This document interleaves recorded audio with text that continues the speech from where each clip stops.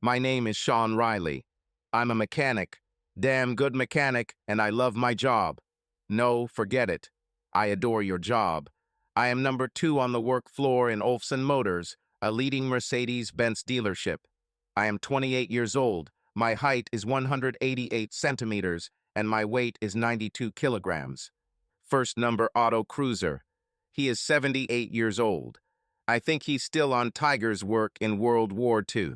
I've been married for almost 5 years.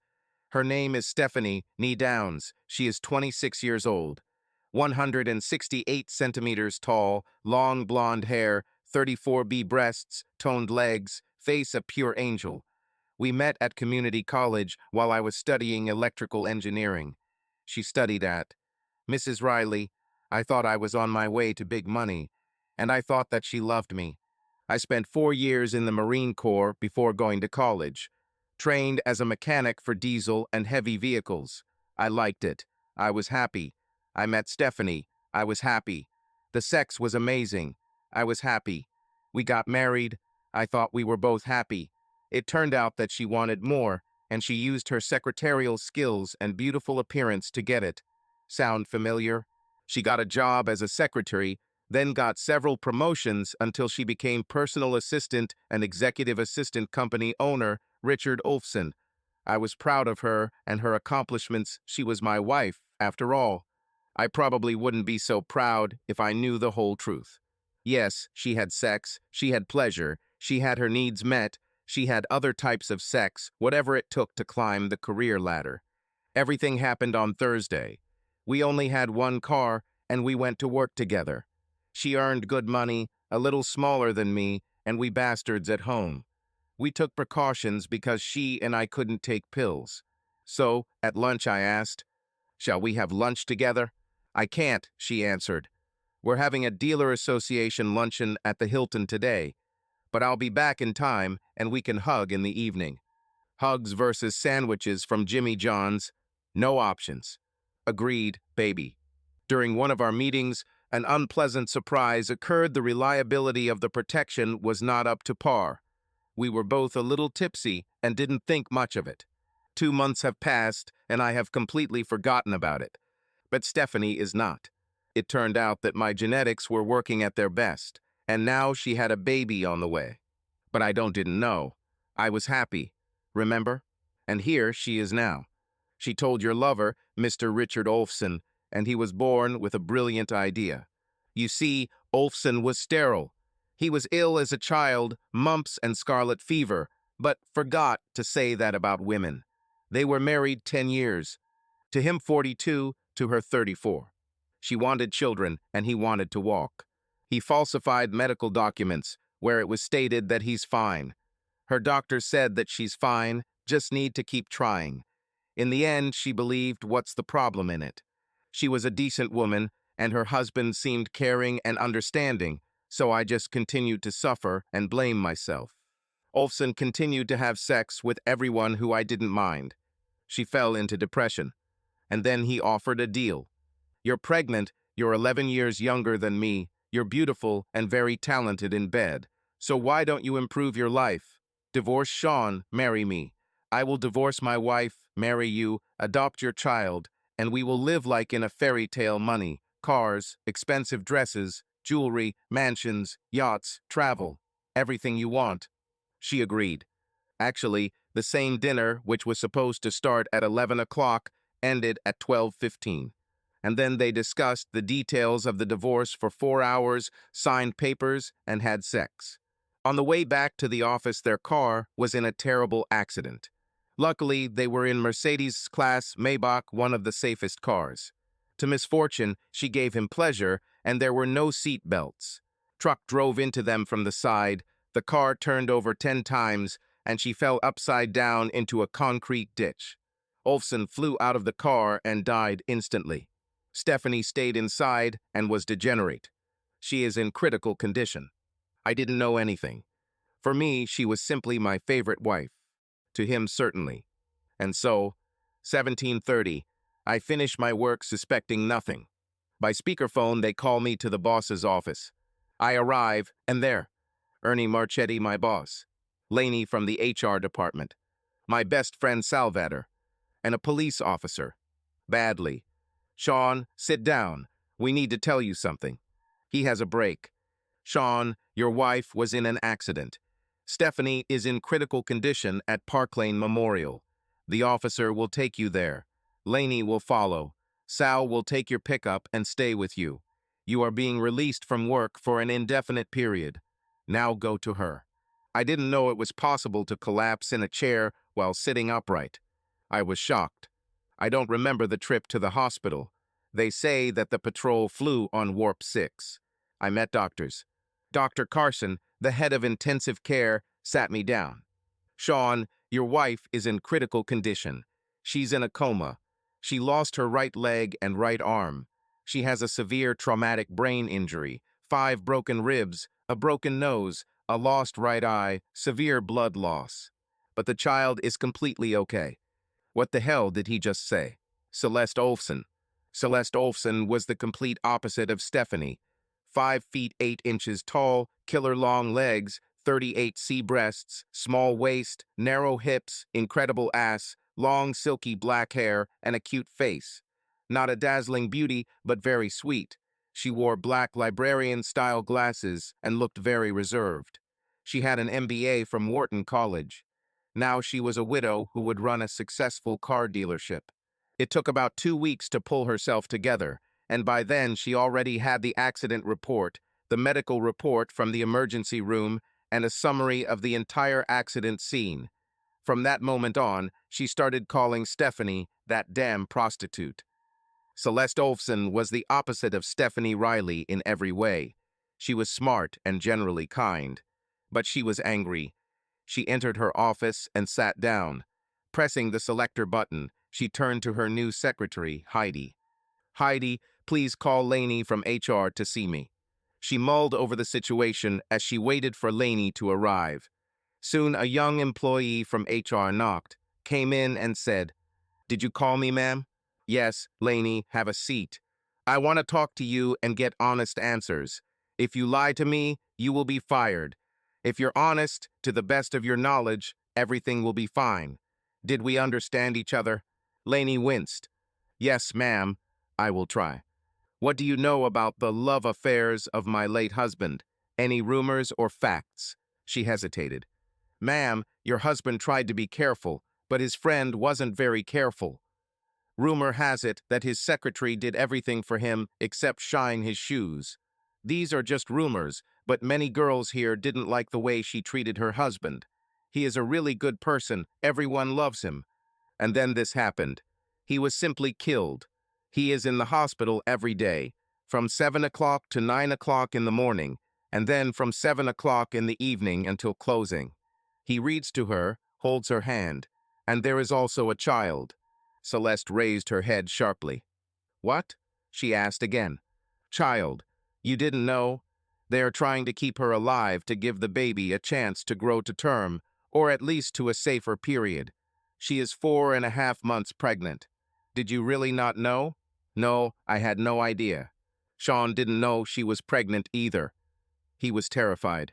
"This bastard, he can't conceive a child with me, but he impregnates his bitch." Celeste shook her head, clearing away the thoughts, and said, "Laney, I appreciate your honesty.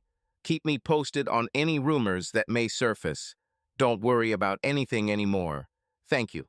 I pressed the intercom button as Laney left and told Heidi that the company's lawyer, Herschel Schmidt, would arrive in half an hour and should be taken straight to me. He was going to make sure that everything was in order with the transfer of control of the car dealership into my hands. Soon Heidi announced that Mr. Schmidt had arrived.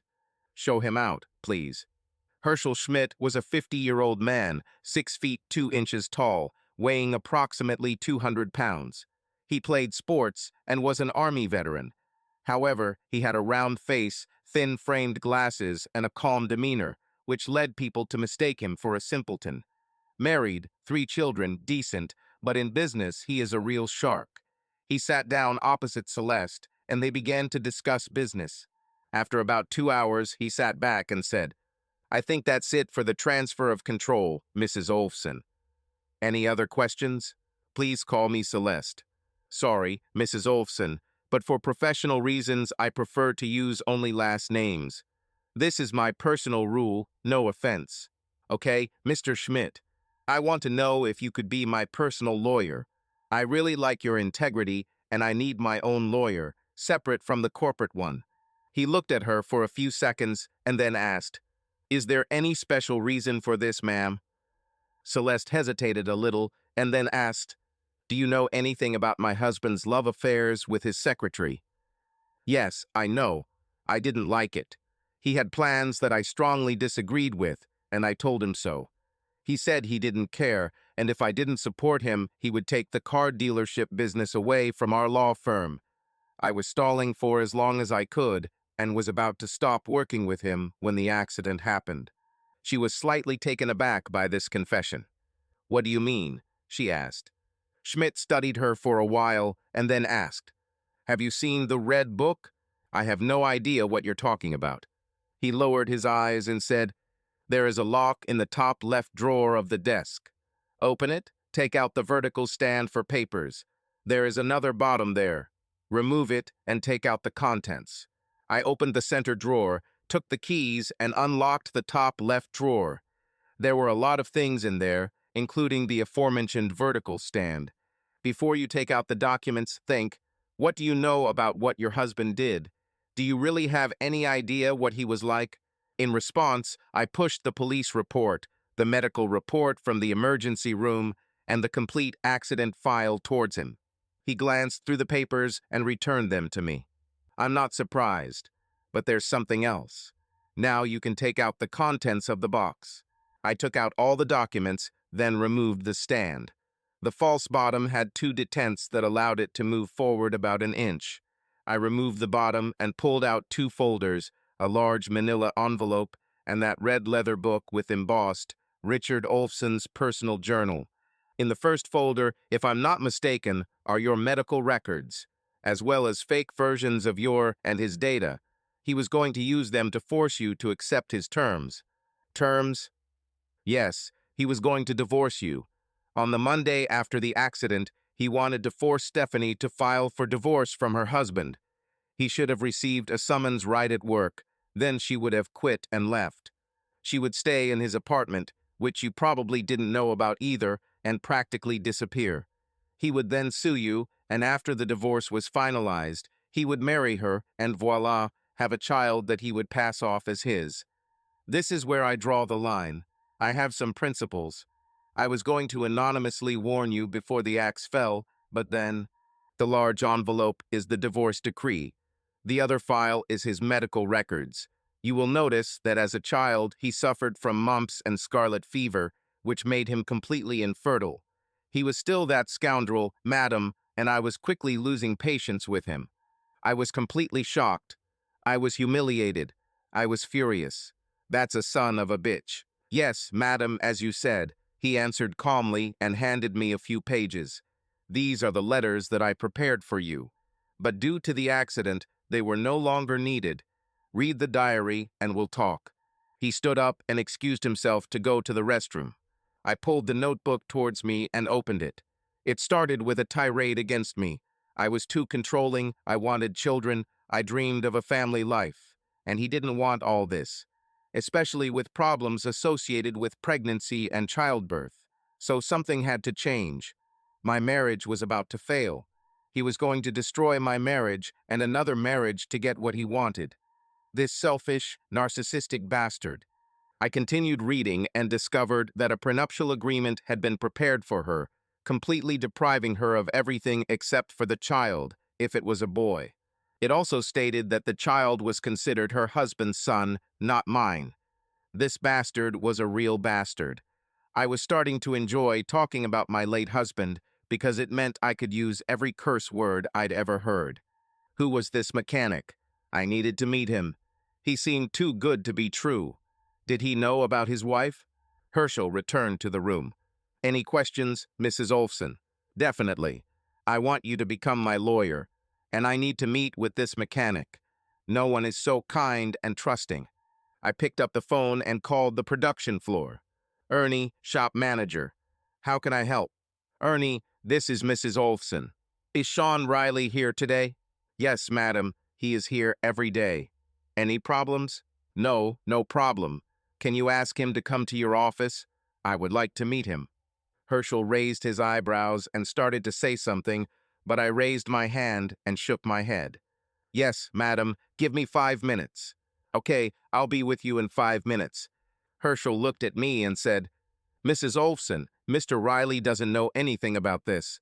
I can't believe you would just dump all this information on the poor guy after what he's been through.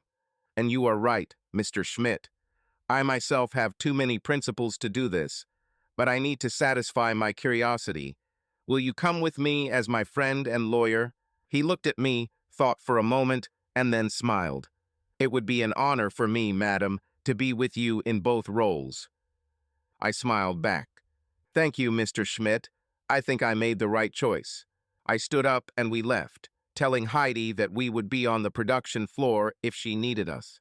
We went downstairs to the showroom and then to the workshop. As befits a leading German car dealership, the workshop was as spotlessly clean and well organized as the showroom itself. We headed to the maintenance room and went inside. Ernie Marchetti, the shop foreman and chief mechanic, sat there, frowning and looking at the computer screen through his glasses. He smiled when he saw us, but then frowned. Mrs. Olson, we are always glad to see you. And it was true, he thought. She lit up any room and never looked down on people, unlike the smug jerk she was married to. Please accept our condolences. The entire workshop mourns with you. Sean should be here any minute. He's all about the automatic transmission and hates leaving work unfinished. May I know what's wrong? Ernie, this is my lawyer, Mr. Herschel Schmidt. He is also the company's legal advisor. Herschel extended his hand, and they shook hands. I just want to meet Mr. Riley and express my condolences. How is he holding up? He's heartbroken, as you can imagine. Stephanie was his life. If it weren't for the child, he would be in complete despair. Now he is torn between the hospital and work. His parents are very worried about him, as are we all. I heard about the child. Such a tragedy, and he didn't know at all that his wife was pregnant. Ernie thought for a moment and then replied, It was a blow to him. It was like she was hiding it. I think there was something there, but I don't know what. He was the happiest man I knew, until he suddenly wasn't anymore, and I don't know why. He looked me straight in the eyes and asked, Do you know? Could be. At that moment, the door opened and a tall young man with an exhausted look entered. He was 6 feet 2 inches tall and weighed about 185 pounds. His appearance indicated that he was completely exhausted. He stopped when he saw Herschel and me. Ernie spoke.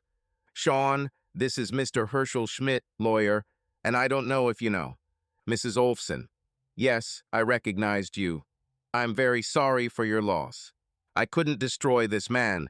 I just couldn't. I walked up to him and took his hand. An electric shock shot through me. I'm sorry for your loss, Mr. Riley. I want you to know that the company supports you. I am instructing HR to contact the hospital and pay all of your wife's medical bills. It's the least we can do. We want you to know that we are with you. Why are you doing this? It was just an accident. This guy was incredible, not an ounce of malice. I think it will be right. I want everyone here to feel like part of the family. Let us do this for you. He began to sob. Thank you very much.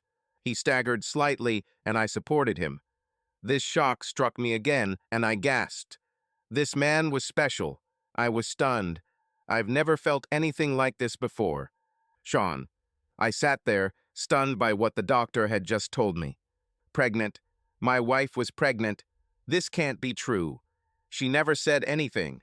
Surely she would know. I sank heavily into the chair and stared at the doctor.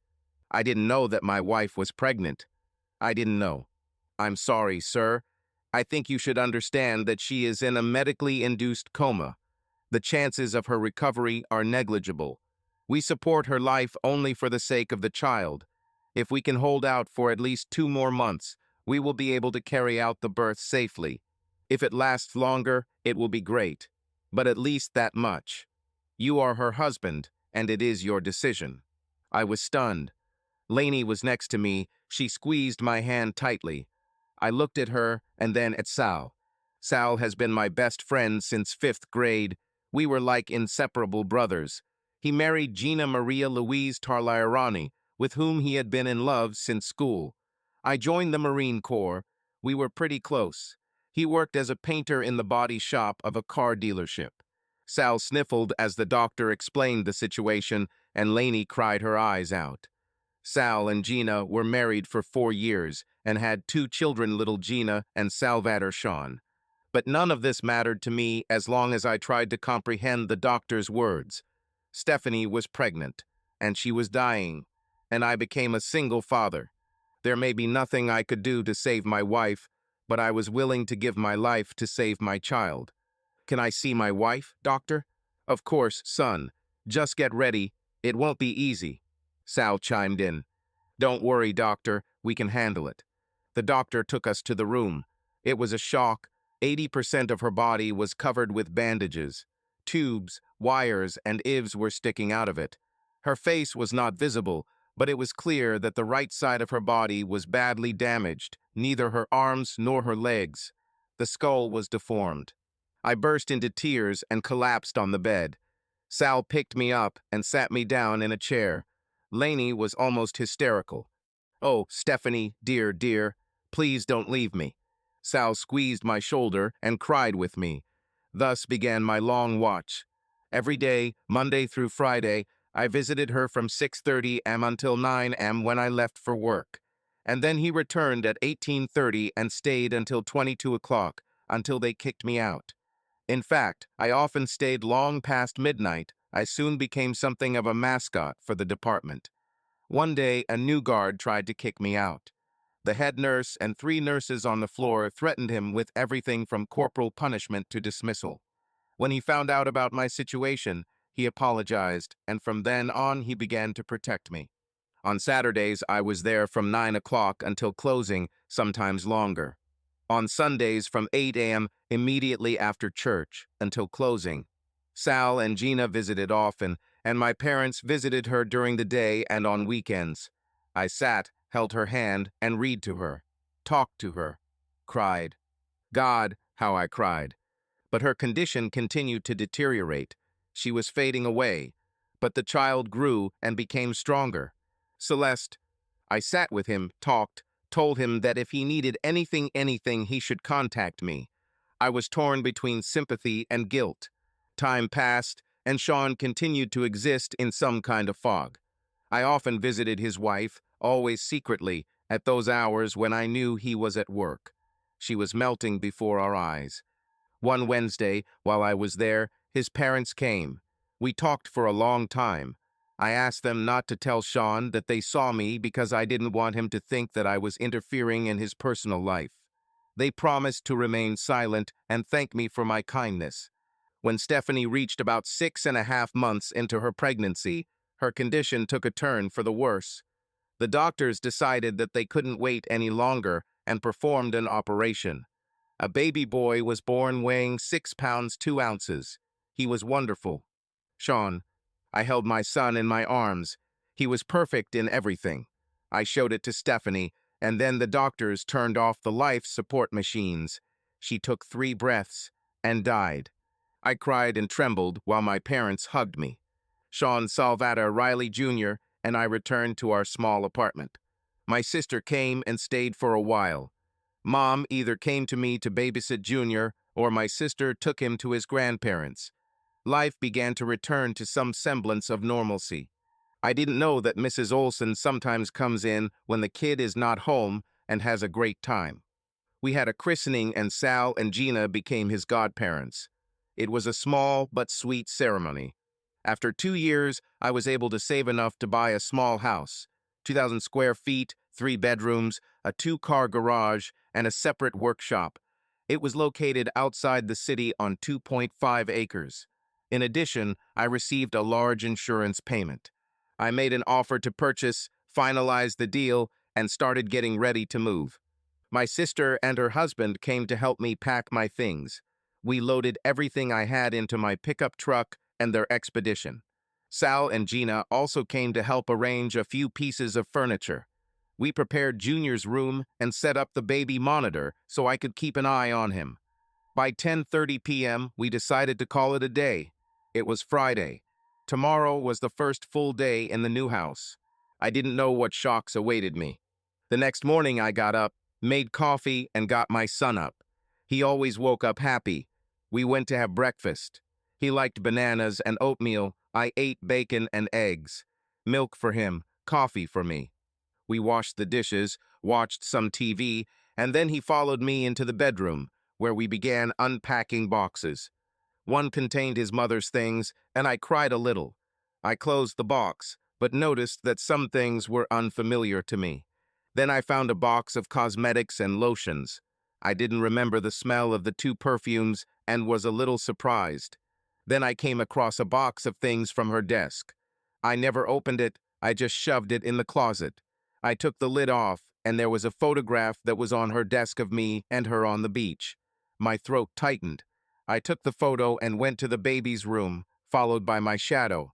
I placed it on his dresser and looked at him, pointed to Stephanie and said, "Mother." I tried again. "Mother." He looked and smiled at me. Well, maybe he doesn't understand yet. We will work on this. We returned to my room and continued to unpack the box. There were bottles of lotion, several lipsticks, several women's magazines, a brochure from a spa resort, and a catalog of expensive lingerie. Good things, but we can't afford them. Inside was an order form for several $100s for lingerie that it's best not to mention out loud. The order was made a year before the accident, paid with a corporate credit card. What the fuck, I thought. And at the very bottom of the box was a luxurious red leather binding embossed with "The Personal Journal of Stephanie Riley." I was stunned. I opened it, started reading, and my world fell into pieces. It all started 3 years before the accident. She had received a promotion about 4 months earlier, and it was written about in her new diary. A gift from her boss, Mr. Olson. He was so sweet and charming. He could be an update to her marital status. She decided that there was potential and quickly succumbed to his advances. At first it was just fleeting affairs, then it turned into sex. They soon began spending time in his secret apartment, just for a couple of hours during lunches and dealers' association meetings. She bought expensive clothes and underwear for meetings in this apartment. Then he asked her to divorce me and marry him. He was going to marry her child off as his when they were together. She should have filed for divorce that very Monday after the accident if everything had gone according to plan and disappeared. But everything went wrong. So was Junior even my child? What should I do? Did Mrs. Olson know about all this? I needed answers. I folded all the papers and took pictures of every page of the diary on my phone. I went to the office supply store, bought a large envelope, and made duplicates of everything. I put them in an envelope along with phone pictures and a diary. Added a note. "Did you know about this?" I addressed it to Mrs. Olson and sent it via courier, paying $50 for delivery to her office on Monday morning with signature required. Junior and I returned home, and I was trying to figure out what to do next. Who could I tell? I didn't really know anything, which means there's nothing to say yet. I spent the rest of the day hugging Junior and rocking back and forth. Sunday was wasted. After church, we went to my parents. I acted as if my dog had died. Although we didn't have a dog, they tried to get me to talk, but to no avail. By 5 in the evening, we packed up and went home. On Monday morning, I called work and said that I was taking the week off at my own expense. Then he hung up and turned off the phone. I was crushed. Celeste. On Monday morning, when I arrived at the office, I was immediately overwhelmed by a barrage of problems. Sean called and said he was taking a week off. No explanation, just hung up. Ernie tried to call him back, but there was already an answering machine. Then an envelope arrived. Heidi signed for it and brought it to my office. I looked at it and I was afraid to open it, although I didn't know why. I didn't know who it was from or what was in it. Finally, I realized that there was only one way to dispel my thoughts, take a letter opener, and cut the envelope. I put my hand inside and was shocked to find a red diary there, or what looked like my diary. But is it mine? I opened the top left drawer and looked under the vertical partition. I left the false bottom there after the last time, and yes, here it is. I pulled it out and put it on the table. Then she looked at the other one and turned it over. The personal diary of Stephanie Riley. Oh no, I moaned. There were two of them. Now I knew who it was from. He found it. He knows. My God, I dropped my head into my hands and burst into tears. Over the past 2 years, I have developed feelings, but I have never decided to do anything about it. I talked to his parents, and they found me very nice. They said that he was lucky to have such a girlfriend, and I did not try to convince them otherwise. I was pleased that they approved of me. But he didn't know about my feelings for him, not about my visits, not about how much I love his son. Still, I found the letter and read it. Short, simple. Well, not really. Rather, harsh and accusatory. My God, he thinks I'm somehow involved in this. I thought for a moment and realized I needed to see him. I grabbed both diaries, papers, everything that was in the drawer, my bag, car keys, and left the office. On the way to Heidi's counter, I said, I'll be gone until the end of the day. Nobody should bother me, unless the dealership blows up. I went to my car, got into the AMG 63 convertible, and drove off, heading to Magnolia, to Sean's house. An hour later, I turned onto his gravel road and drove up to the house.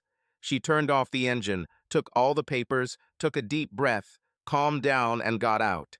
I didn't know what I would say. I didn't know what situation I would find myself in. But I didn't care. I should have done this months ago, maybe even a year ago. Now it may be too late. I pursed my lips, gathered my courage, and pressed the call. Sean. He was crushed. I didn't know what to do. He walked around the house, turned on the TV, then turned it off. Junior followed him, making funny noises that a parent might have mistaken for conversation. Around 11:30, he put him to bed. I called my mother. Mom, can you come? I need to talk. Is everything okay, honey? How's the baby? He's fine, Mom. I just need someone to talk to. Please. Okay, I'll be there in a second. Just calm down until I get there, okay? Okay, Mom. 5 minutes later, the doorbell rang. Damn, she must have broken every speed limit to get here, I thought. I opened the door and Mrs. Olfson was standing on the threshold of my house. She looked the way I felt. I hesitated, but still invited her to come in. She came in and I invited her to sit down. I noticed that she was holding 2 red account books, as well as some papers and photographs that I had sent, plus several large manila envelopes. She was about to sit down on the old, shabby sofa, but I pointed her to my leather chair. It was the best furniture in the house. I asked why she came. She blushed and looked especially beautiful at that moment. I need to put everything in its place, she said. Several years ago, I made a mistake and never corrected it. Now I've come to do it. Do you remember the day we first met? Do you remember how you felt when you shook my hand? I've never experienced anything like this before. You stunned me and took my breath away. But I didn't do anything, and for that I am infinitely ashamed. I should have come to you later and told you how I felt, but I didn't do it. I let you get on with your life. I visited you in the hospital 2 or 3 times a week. I even met your parents there. We became friends, and then your wife died after giving birth. I found out where your mom and dad lived and came to visit your son 3 times a week. I was the one who gave him a teddy bear for his first birthday, and I gave him a stuffed dog for his second birthday. I thought it was a gift from my aunt in New Jersey. That's exactly what my mother told me. I asked her to say that or something like that. I opened a scholarship fund for him, which he can receive at age 19 or after graduating from high school. I've been watching you for 2 years, probably too long. Although already on that first day when we met, I knew the truth. But I couldn't tell you then. It would kill you, especially before the birth of your son. That's why I was silent. God forgive me, but I was silent. I have all the papers here that confirm what happened. about how my bastard husband cheated on me with your wife and ruined both of our marriages. The baby is your son, and she hid it from you. I have documents that prove they planned to divorce both of us and then go into hiding and raise your son as their own. He was infertile due to illnesses suffered in childhood. I have loved you for more than 2 years. I waited too long, and you didn't even know it.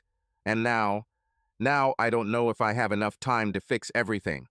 I love you, Sean. I didn't know what to think.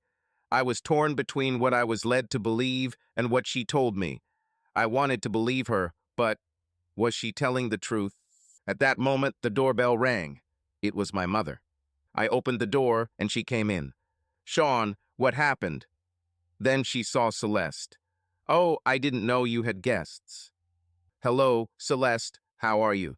Mrs. Riley, hello. Are you okay? Everything is fine. I haven't seen you for a long time. At that moment, we heard a baby crying in the nursery. The sound came from the baby monitor. I'll bring it, Mom said. Looks like you still have something to talk about. She left for my son. I knew that my mother was a smart woman. She saw more than she said. Celeste and I sat there, not knowing where to start. Mrs. Olson, please, Celeste, just Celeste. Okay? Celeste, you took me by surprise. I didn't know all these facts. I only found the ledger on Saturday. It always seemed like someone was pulling the strings unseen, but I didn't know everything. Or maybe I just didn't want to know. I don't know what to do now or how to react. At that moment, the mother returned with the baby. Sean Jr. looked around, rubbing his eyes, but when he saw Celeste, he joyfully exclaimed, Mommy, Mommy! He reached out to her, laughing. Celeste burst into tears. Oh, baby! And suddenly, everything fell into place. Mom smiled and looked at me. The truth speaks through the mouth of a baby. I couldn't stand it. I laughed and cried at the same time. It turned out that my mother understood everything a long time ago, but was silent because she saw how hard it was for me. We sat down at the table and sorted out all the papers. Gradually, the picture became clear. So our life went on as usual, with occasional troubles along the way. One of them was related to her family. It was her mother, Samantha, who raised the most questions. So Celeste decided that we should visit them. There was supposed to be a family meeting party this Saturday, but we weren't on the invite list. That's why we decided to come without an invitation. To her parents' house.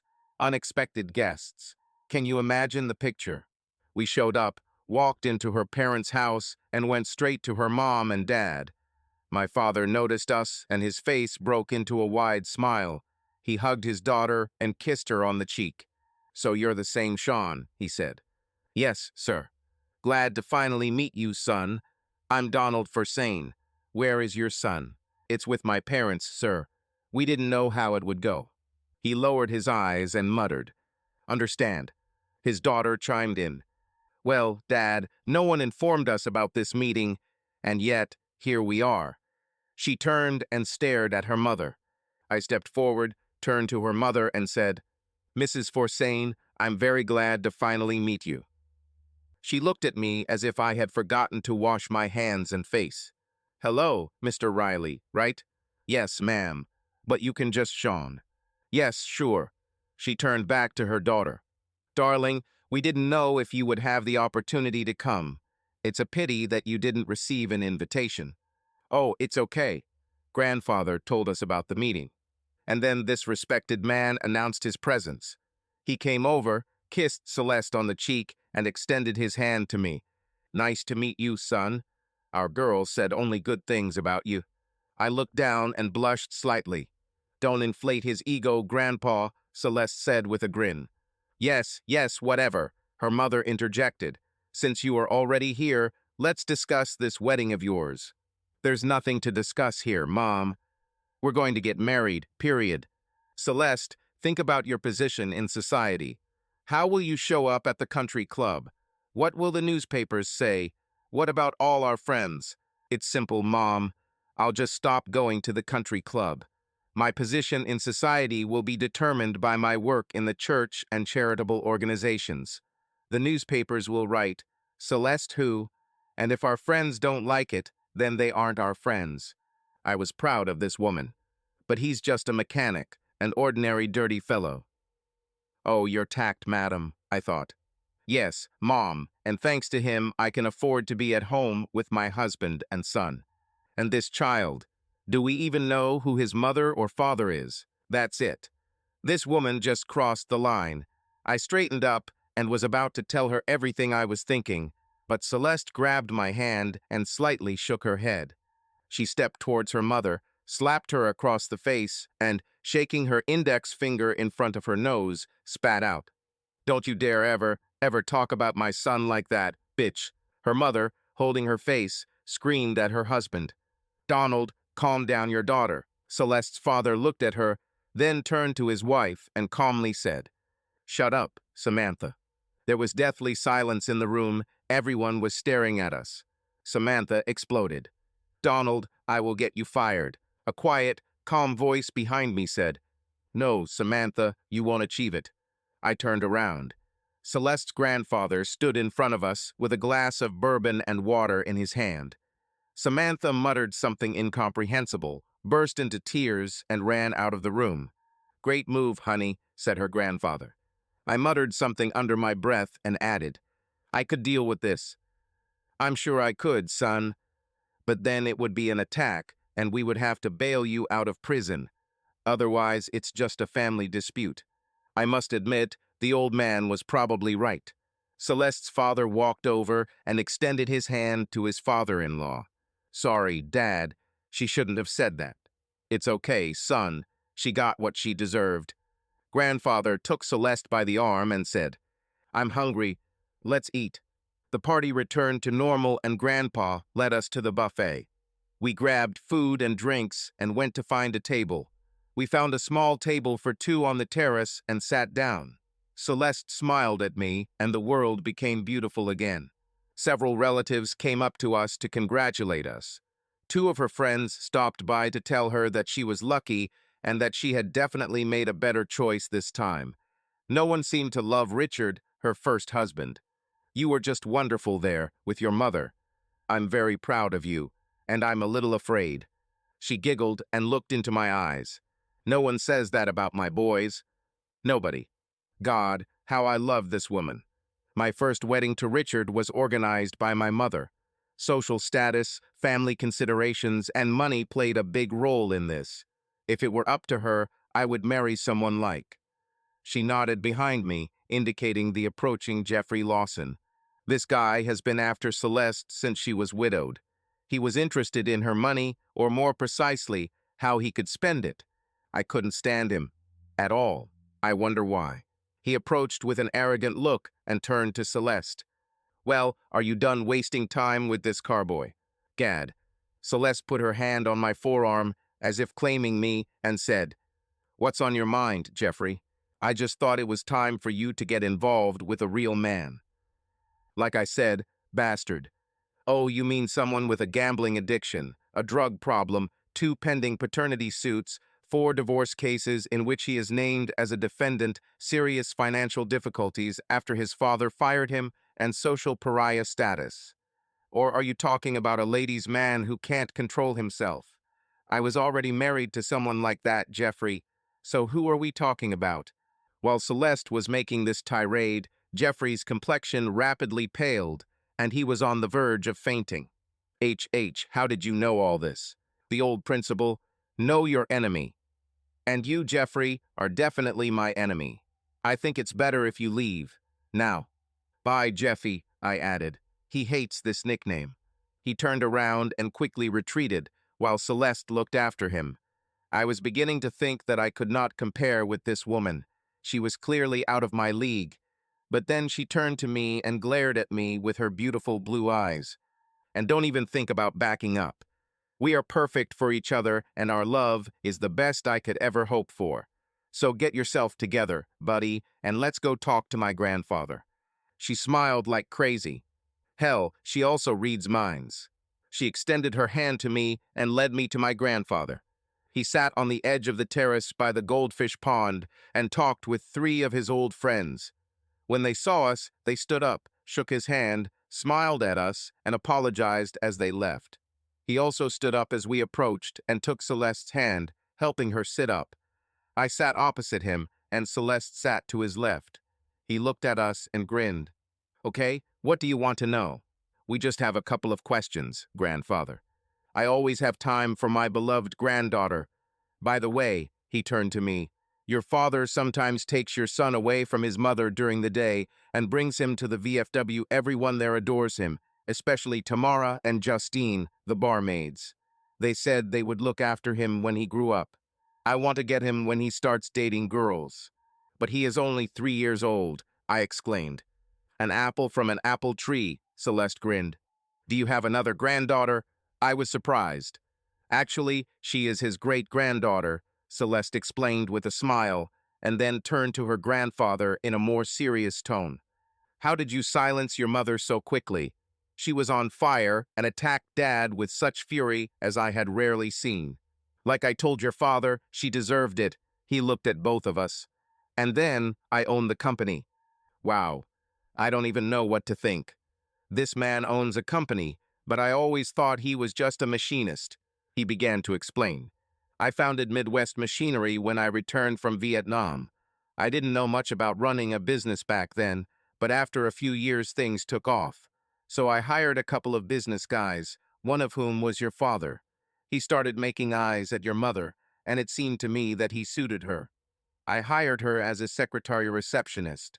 He continued to move up the career ladder, and when he became a sales manager, he asked me for her hand in marriage. And only then did he propose to her. Quite old-fashioned, don't you think? But you're just a driver, I said. And you're just a mechanic. And what? He retorted. Touché, I thought. Now I was even more impressed with her grandfather. Then your mother gave birth to your brother, and... Wait, you also have a brother? I was dumbfounded. Celeste was now just rolling with laughter. Yes, I have an older brother, Donald Hugh Forsain. He graduated from West Point and qualified as an airborne paratrooper. He later qualified for the Green Berets and was assigned to SOCOM in Florida. He returned home all inspired, talking about what he was doing and saying that he wanted to make a military career. Dad and I were very proud of him, and his mother continued to call him Little Soldier in a derogatory tone and told him that he should return home and find a respected office job. In the end, he got tired of it. He told his mother, "Fuck you," and stated that this is his life, and he makes his own choices. He accepted an assignment to Florida and was then sent to Ethiopia. There he met a Christian Arab neurosurgeon, Dr. Ami Kashaim. They got married and have 2 beautiful children, a boy and a girl. His wife is simply a dazzling beauty. They never returned to the States. 2 years ago, he received the rank of major. I talked to him and his wife 5 to 6 times a week. I told him everything about you. He thinks it's cute that you're a Marine, she giggled. I immediately realized that she was making fun of me, most likely at the instigation of her brother. Well, I'm sure he's a good guy for a Green Beret. Grandfather chuckled quietly.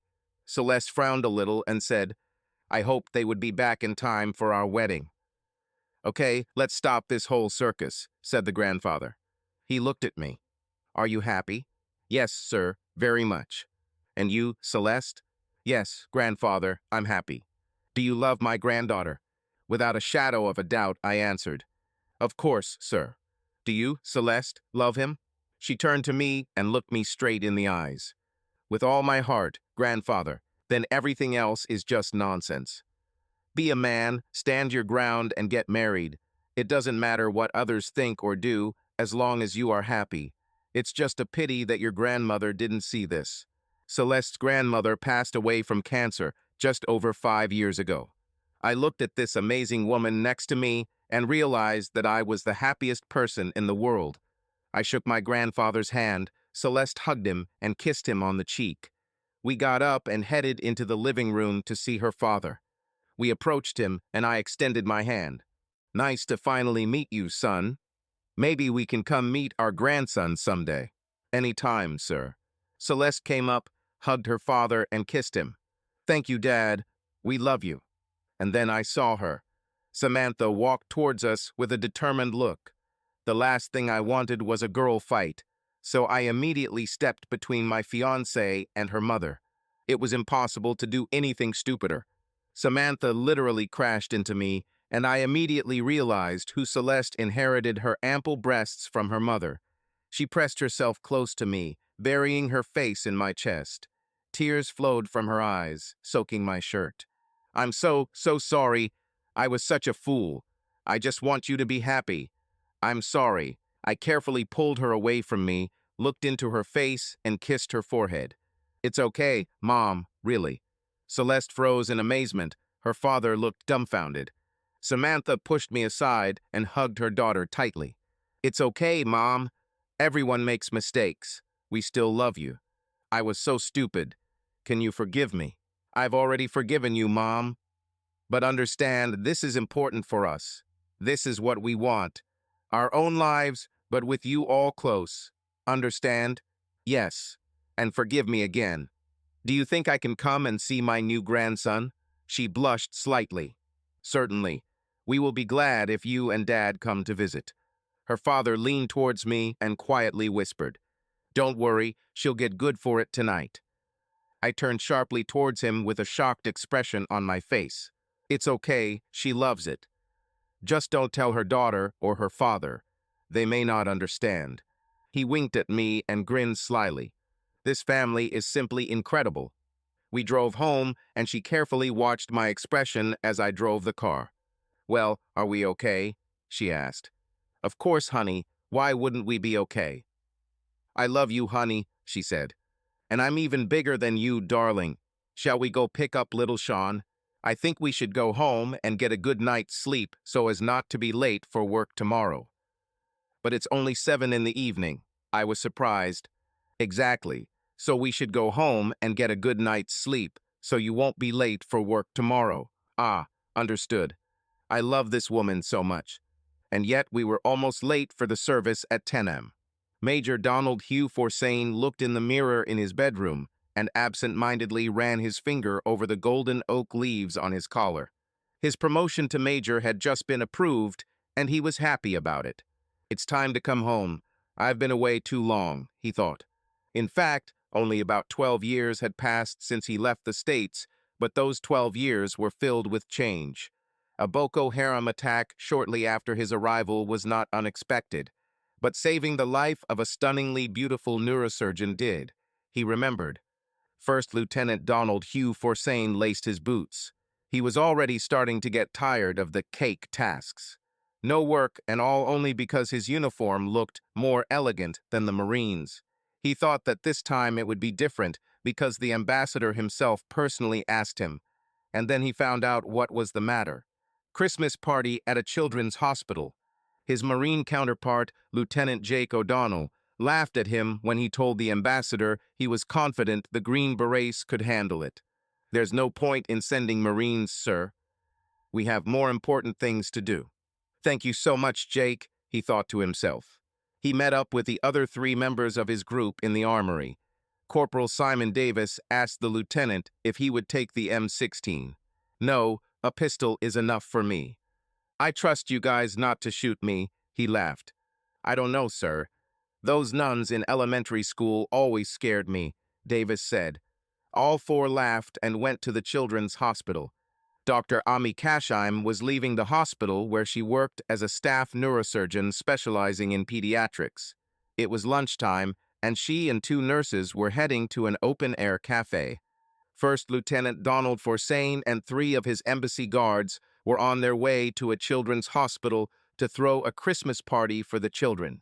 Humanitarian relations with the local government were one of the ambassador's top priorities, and the hospital was run by Catholic nuns and supported by the Catholic Church.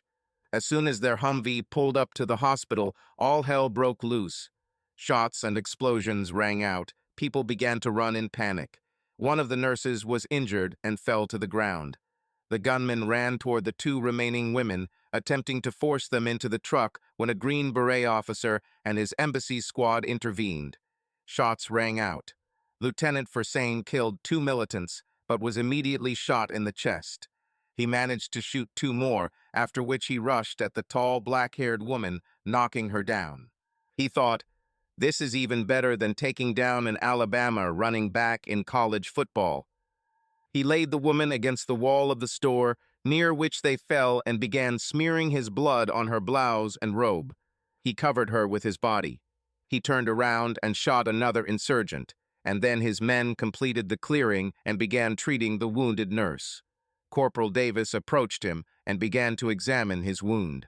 "Damn, Lieutenant, some people will do anything to avoid working," he grinned, then turned to the woman and helped her get up. "Not a bad welcome, ma'am. Sorry for the blood." She immediately turned her attention to Donald. "I'm a doctor," she said. Davis chuckled. "Well, naturally, officers are always lucky." Donald laughed and, imitating Bugs Bunny, said, well, Doc." Then he lost consciousness. She looked at him in horror, but soon her face lit up with laughter. He was beautiful, strong, but he was losing too much blood. She continued to help him, smiling tenderly. That smile was better than any medicine. She understood now he is hers. When he woke up, he muttered, "My name is Lieutenant Donald Forsain, ma'am. Sorry for that jump, and for the ruined blouse." She put a finger to his lips, silencing him, and, blushing slightly, said, "You saved my life, Lieutenant. Nothing else matters. Thank you." Their gazes met, and tears sparkled in her eyes. He knew his life would change forever. After this, Marines and Green Berets were deployed around the hospital. She treated his wounds, and then the embassy ambulance arrived to pick him up. She said she would monitor his condition. After all, he was now her patient. He was taken back to the embassy. There he was examined by an embassy doctor and a military medic. He reported to his immediate commander. Captain Linger wrote up a report on the incident and learned about the condition of the wounded nurse. And then he was visited by the rescued woman and the ambassador himself. When the ambassador learned the details of the operation and noticed the doctor's name, he took special interest in her condition and in their actions. It turned out that Dr. Ami Kasheim is the only daughter of Professor and Mrs. Afwerki Aaron Kasheim, the Minister of Health. Although they had 3 sons, the daughter was her father's favorite. And now she told her father that Lieutenant Forsain was her favorite. She stood at his bedside as the ambassador and his commanding officer, Colonel James Nightmare Singleton, presented him with a Purple Heart and Bronze Star and promoted him to the rank of captain. And then he met Professor Afwerki Aaron Kasheim and his wife, Fatima. The professor looked worried. Dr. Kasheim blushed slightly and found it difficult to meet his gaze. But Mrs. Kasheim looked like she knew some secret. She smiled like a cat that just ate the canary and kept adjusting his hospital gown, stroking his cheek. After the official congratulations, a serious conversation began. "My wife and daughter say that you are important to my girl." "Father," a slight smile appeared on the man's lips. "Well, that's exactly how you presented everything to me," he said. He was clearly enjoying the moment, teasing his daughter. "I want to thank you from the bottom of my heart, Captain. We owe you a huge debt of gratitude, and it seems to me that thanking one person for saving my daughter and for her happiness will be much easier than thanking her savior and her husband separately." "Father," the gentleman laughed quietly and turned to his wife. "Looks like the young people need to talk."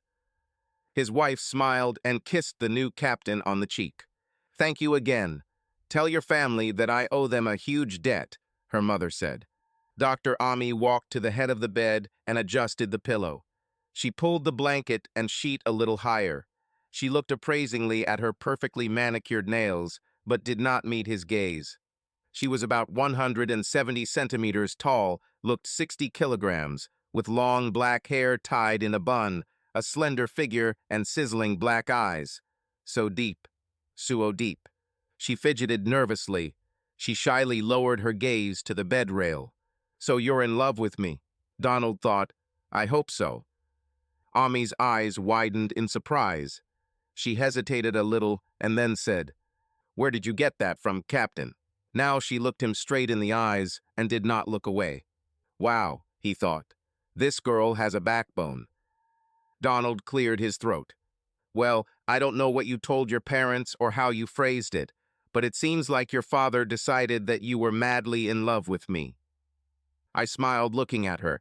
It was obvious that this conversation had unsettled her a little. She looked at me and her eyes sparkled.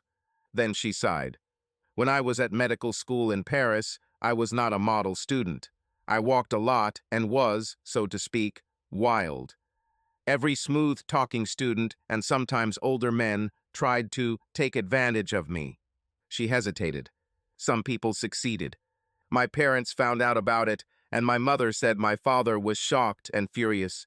He wanted to take me home before I, quote, ruined my reputation. That's what my parents' generation called it. Mom flew to Paris, and we had a conversation. She set me on the right path. I graduated from the university with honors. She returned to Addis Ababa and got a job as a pediatric neurosurgeon. I've been on staff for 5 years now. I love my job. I was able to put my personal life aside and focus on my patients. Sometimes you manage to save someone, and sometimes you don't. When you saved me, you did it without thinking about your safety. And you didn't even know who I was. Then she smiled. And even after getting wounded, you managed to joke. I was amazed by your attitude, but then I laughed at your cheeky humor. I realized that you are an American. I became interested. I made inquiries about you, as they say in America, and she was impressed by what she learned. You are a good person. And now you have a nice scar. I think this scar is for me. At least that's what I'd like to think. She looked away slightly, and her slightly narrowed eyes flashed with fire as she looked at me again. So, yes, I think I love you. She smiled at me. I faltered. Then he blushed. Then he began frantically looking for something to distract himself. I didn't find anything, so I looked into those burning black eyes again. Okay, she's right. And I love her too. Damn, she got me. I thought, my parents will be delighted. Well, definitely father, but it's unclear what will impress mom. My sister will be happy. Maybe she'll finally leave this asshole of a husband. At least. I looked at Ami and gathered my courage. Is there anyone I should worry about? Or should I just fight Boko Haram? Because if this happens regularly, I will have to wear a bulletproof vest all the time, I grinned. She grinned back. Yes. I look at him. Ahem. Well, I think we should get to know each other better. How do they generally meet in Ethiopia? She looked at him intently. Then she grinned. Well, you need to give me expensive jewelry, a new car, preferably European, take me to expensive restaurants, go to clubs with me, and talk to my father and brothers. As she spoke, she looked me straight in the eyes with an absolutely serious expression on her face. Glot. Okay. Army is standing at the 3-yard line, back to home zone, first and goal. Navy has the ball, 7 seconds left. We lead by 6 points. No pressure. I swallowed hard. Then Ami smiled. What a smile. Or, she said, giggling, you can come to my house for dinner when you get out of the hospital and meet my family. Oh damn, the Navy quarterback took the ball and made his way right through my zone to the left. Touchdown. They hit an extra kick. The Navy won the Army-Navy match. For 1 point. That's how I felt. I don't know if I'm smart enough for this woman. But damn it, we'll figure it out. I smiled at her and told her that I would be happy to come to her for dinner. She smiled at me again and said that she had to go to work, but tomorrow after her shift she would come to see me and talk to his parents. She kissed me on the cheek and waved goodbye. As soon as she walked out the door, the other patients in the room began whistling and shouting humorous comments. I smiled at the ceiling. Thought I'd buy a bottle of Johnny Walker Black and write a note thanking Jake. I chuckled quietly. So I started to get better. I slept well, looking forward to tomorrow. My guest arrived at 15 o'clock with a big smile on his face and 2 sheets of cardboard measuring approximately 25 by 30 centimeters. I have gifts for you, she smiled. She placed 2 hand-drawn drawings on my bed. This one is from my patients, she said. The drawing shows a male silhouette in a green shirt and trousers. A little man with a joyful smile was holding hands with a female figure in white, who was also smiling. Hearts and birds flew around them. At the top, in large letters, was written, "Thank you, Captain Fursain, for saving Dr. Ami." "That's nice, Ami," I smiled. The second drawing showed a big guy in green, holding two pistols, towering over a small figure in white. He laughed and shot at the guys in black. She was crying. In large letters, it was written, "Hooray!" I held back a smile and said, "Maybe I should ask your male patients to lobby for my next promotion." She smiled and said that the two boys thought I was a cool guy, and four girls said they were ready to marry me. We talked some more, and she let me hold her hand. She said that when I was discharged, her parents would be happy to have me over for dinner. No pressure, she added. I winced a little and said I was looking forward to it. No pressure, right? I recovered and was allowed to return to service. The ambassador called me into his office. He asked Miss Casheim whether I behaved decently. He said that Professor Casheim was making inquiries about my origin. The ambassador gave me a brilliant description. The ambassador's wife spoke to Ami's mother and said that, although she did not know me personally, the times we met, I left a very pleasant impression on her. My commander told the professor that I was a West Point graduate, an excellent student, and had great promise in the Army. So the dinner invitation arrived at our Green Beret unit headquarters, and I was given clear instructions to conduct myself with the utmost dignity. The reputation of the U.S. Army was at stake. I joked that now we were definitely screwed, but my commander immediately jumped up from his chair and, coming close, literally rubbed his nose into me. "Captain, this is no laughing matter. You will treat this young lady with the utmost respect. Think of her as your sister. Am I clear, soldier?" "Sir, that's exactly, sir." It's good that he didn't say, "as to my mother." I bought flowers and pasteurized grapefruit juice. I was familiar with Middle Eastern traditions and knew that alcohol was prohibited in Muslim families. I got a car from the embassy's car park and drove to the specified address to the Kasheim family's house. I arrived 10 minutes early, gifts in hand, and walked to the front door. I rang the bell and was greeted by a young man who led me into a spacious courtyard. There was a whole welcoming delegation waiting for me: father, mother, paternal grandmother, maternal grandmother, older brother, even older brother, oldest brother, and the sweet, modest, chaste Dr. Ami, as well as her long-time nurse. Okay, maybe I didn't love her that much. My mother hugged me warmly, and I handed her flowers. She was delighted, smiled at me, and handed the flowers to the young servant. Then my father came up and shook my hand. I smiled and handed him the grapefruit juice. He looked at me with bewilderment. Considering myself a smart guy, I explained that I knew about the prohibition of alcohol in his religion. He studied the label. Grapefruit juice? I didn't know that Coptic Christians couldn't drink alcohol, and I thought that I had been a good Christian for 45 years. What? He turned to his mother and told her the situation. Her eyes widened, and then she looked at me, and she burst out laughing. His brothers grinned. My maternal grandmother rolled her eyes and chuckled. The mother laughed and shook her head. Ami giggled and walked over to me. "Where is my European sports car?" I looked away and blushed embarrassedly. Sorry, the best I could get was a Ford Fiesta from the embassy fleet. Ami and her brothers burst into laughter. Apparently, no one else knew the joke. After this and subsequent explanations, our dinner began. We ate lamb skewers, couscous, hummus, roasted vegetables, and a rich 1979 Cabernet Sauvignon.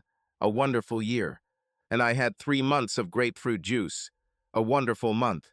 But I had a good sense of humor and gradually won over the family. The fact that I was Catholic was a plus, and I was also manly handsome. I sat between her father and one brother on one side and 2 other brothers on the other. Ami and her mother sat opposite us between 2 grandmothers and a wet nurse. Ami smiled throughout dinner. Mother and both grandmothers remained neutral.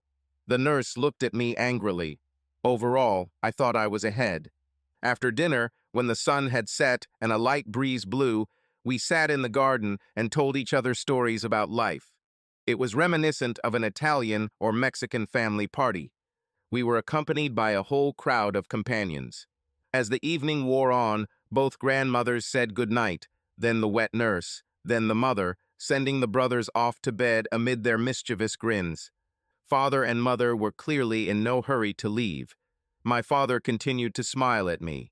Ami sat next to me on the sofa, about 18 inches away. Mother looked at us with a smile, drinking wine. Finally, the father looked at his watch and said, "Well, we've already tortured you enough, and it looks like your mother has already drinked more than enough. And if you don't hug my daughter, she'll probably freeze to death." Wink, wink. The mother put down her glass and stood up uncertainty, leaning on her husband's hand. "Oh, thank God. One more glass, and I would have collapsed. Don't stay out late, you two." I stood up, took her hand, and kissed her tenderly on the cheek. "Good night, Mom." "Ooh, he's very gallant," she laughed. Ami covered her mouth with her hand and giggled. Her father shook his head, rolled his eyes to the sky, and shook my hand. "Behave yourself," he said. "Sir, yes, sir," I replied. They went into the house, and I sat down again, and Ami pouted. "I thought we could have a little fun," she whispered. At that moment, I covered her lips with mine. I penetrated her lips with my tongue, and then into her mouth. I whispered in her ear, "How about some dessert?" "Ooh, I like American desserts," she purred. "Ethiopian pastries are also good," I whispered into her neck. We hugged and kissed, and I managed to get to second base. About that moment, the porch light began to flicker. "I thought it was just an American tradition," I said. She smiled. "It seems like fathers are the same everywhere."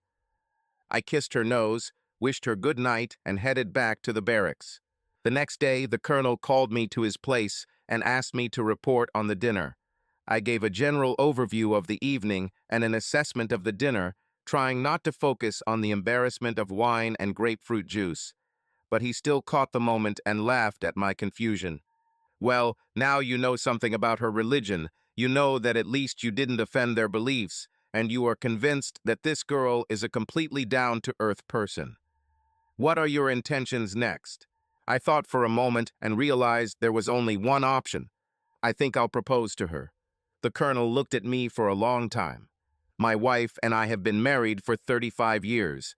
It was the best decision of my life. I think yours is also a worthy girl.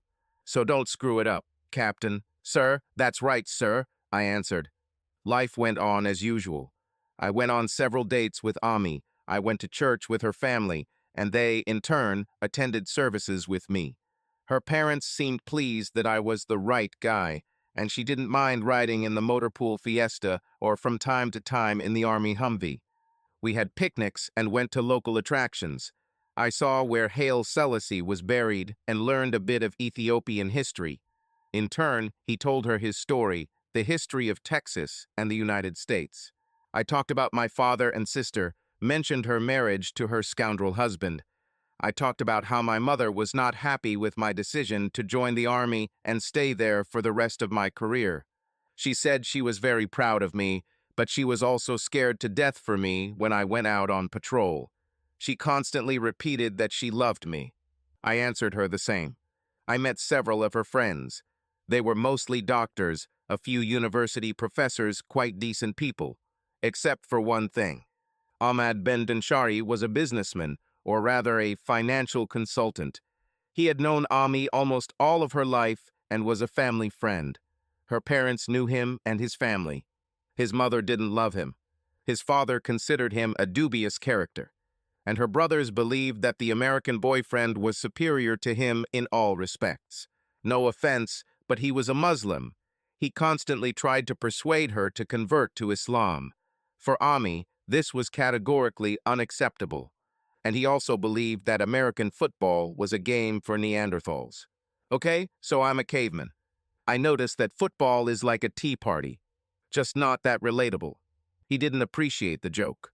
I reminded myself that I was a guest in this country. That's why I didn't beat him.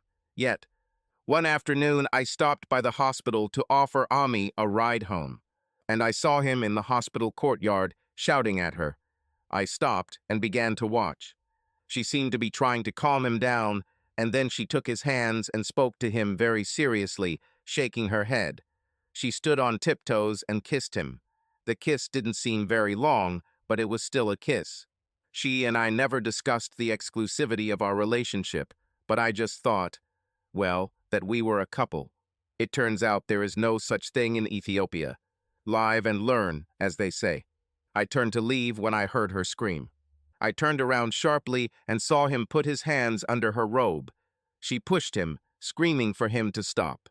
And he just grinned smugly and said that a real woman should accept the attention of a man. We're not in Texas, but I was still a Texan.